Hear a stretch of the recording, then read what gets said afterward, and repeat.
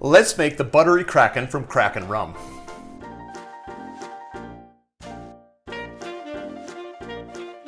Let's talk about the recipe for the Buttery Kraken.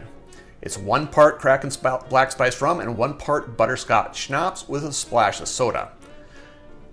That's it.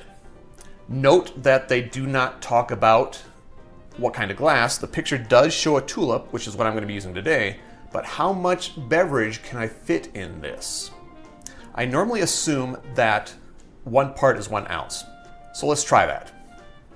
1 ounce Kraken Black Spiced Rum is 30 milliliters. 1 ounce of butterscotch schnapps, 1 ounce, 30 milliliters. Should have tried opening this before. Oh, it's going fine. So that is 1 part. 1 part. A splash of soda is not going to fill that glass. Take a look. I'm going to leave this in here while I get some ice because they don't talk about ice, and I think we need ice with this one.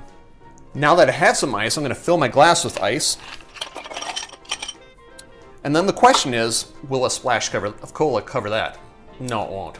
So I have 2 choices. I can fill all that up with cola, or I can add another part of each. I'm going to add another ounce of each. So, total of 2 ounces of Kraken Black Spiced Rum, 2 ounces is 60 milliliters,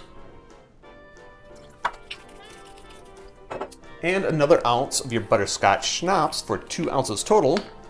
2 ounces is 60 milliliters. And yes, this is going to be a strong drink. Even with 2 ounces, a splash of Coke is not going to cover that. So I'm going to do a top off instead.